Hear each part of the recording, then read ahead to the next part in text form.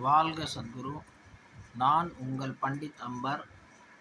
Friends, குரு பகவான் பார்த்தீங்கன்னா பிரகஸ்பதி குரு நவகிரகத்தில் குரு பகவான் வந்து பிரகஸ்பதின்னு சொல்லுவாங்க, குரு பகவான்னு சொல்லுவாங்க.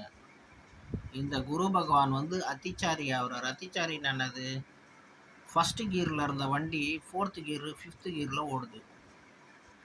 5th கியரில் ஓடிச்சுன்னா நான் ஃபஸ்ட்டு என்ன தெரிஞ்சுக்கணுன்னா, இவர் நம்மளோட உடம்புல என்னென்ன மாற்றங்கள் உருவாக்குவார். இவர் வந்து புத்திக்கு காரகன், ஆன்மீகத்துக்கு காரகன், நல்ல விஷயங்களுக்கெல்லாம் காரகன்.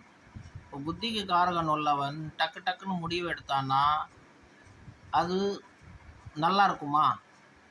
நிதானமாக விஷயங்களை பேசி முடிவெடுக்கிறது எப்படி இருக்குது? அவசரமாக ஒரு விஷயத்தை பேசி முடிவு எடுக்கிறது எப்படி இருக்குது? ஸோ இது அத்திச்சாரி அப்படின்னு சொல்லுவாங்க. இது கன்னியா ராசிலேருந்து ரிஷப ராசிலேருந்து ஜம்ப் அடிச்சுட்டே இருப்பார் 8 வருஷத்துக்கு.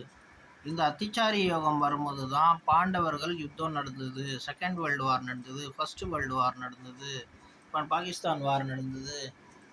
இந்த மாதிரி வார்ஸ் எல்லாம் பார்த்தீங்கன்னா புத்தி பிரஷ்டமாகி ஆள் தேவையில்லாத விஷயங்களை செய்ய ஸ்டார்ட் பண்ணிடுவான்.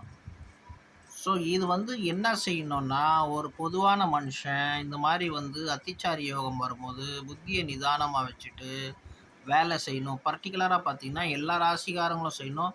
அதுலேயும் குறிப்பிட்டு மிதுன ராசிக்காரர்கள், கடகராசி, சிம்ம ராசி, கன்னியா ராசி, இந்த மாதிரி ராசி உள்ளவர்களுக்கு டக்குன்னு மாறுவார், ஜம்ப் அடிச்சுட்டே இருப்பார். அதனால இவங்க வந்து நிதானமாக சிந்திச்சுட்டு எல்லா செயலும் செஞ்சால் நல்லது. ஏன்னா அவ்வளோ பெரிய யுத்தத்தை உருவாக்கின கிரகம், மகாபாரத களத்தை உருவாக்கின கிரகம் அத்திச்சாரி யோகம் தான் உருவாக்கிச்சு. ஸோ அந்த அத்திச்சாரி யோகம் வரும்போது பெரிய பெரிய நிகழ்ச்சிகள் நடக்க வாய்ப்பு உண்டு. லாபங்களும் நடக்கும், நஷ்டங்களும் நடக்கும், வார்ஸ், தேவையில்லாத சண்டை, இது மாதிரி பிரச்சனைகள் வரும். ஸோ ஜாகிரதையாக இருந்துட்டு மனுஷன் அவனோட வாழ்க்கையை வந்து கடத்தணும். புத்திசாலித்தனமாக இருக்கணும், குரு பகவானை வழிபடணும். திருப்பதி போய் வெங்கடாச்சலபதியை போய் வழிபட்டால் ரொம்ப ரொம்ப நல்லது. சில சங்கடங்கள் தீரும், சில பிரச்சனைகள் தீரும்.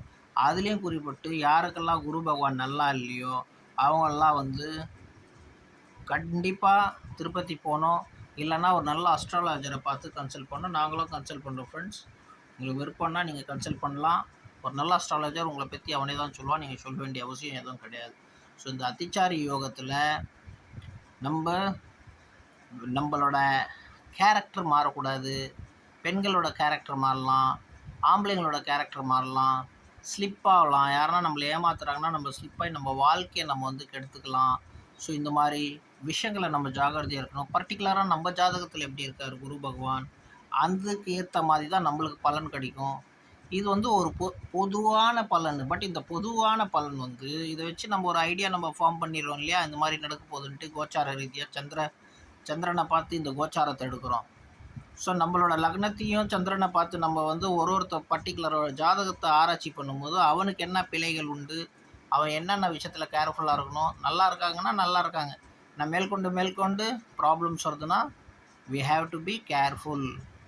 அதி ஜாகிரதையாக இருக்கணும். இந்த அத்திச்சாரி யோகத்தில் ரொம்ப கேர்ஃபுல்லாக இருங்க. புதனை வழிபடுங்க புத்திக்காக, இவரை வழிபடுங்க, குரு பகவானை வழிபடுங்க. ஏன்னா இவர் வந்து மிதுன ராசியில் உட்கார்றாரு. ஸோ மிதுன ராசியில் உட்கார்றதுனால அந்த வீட்டுக்கு அதிபதி ஸ்ரீமன் நாராயணன் புதன் பகவான். ஸோ இந்த மாதிரி வந்து ஒரு ராசிக்கு 8 வருஷத்துக்கு அத்திச்சாரியாக இருக்க போகிறார். ஸோ ஜாகிரதையாக இருங்க, அலர்ட்டாக இருங்க. உங்களோட வாழ்க்கையை வந்து நல்ல வழியில் எடுத்துகிட்டு போங்க.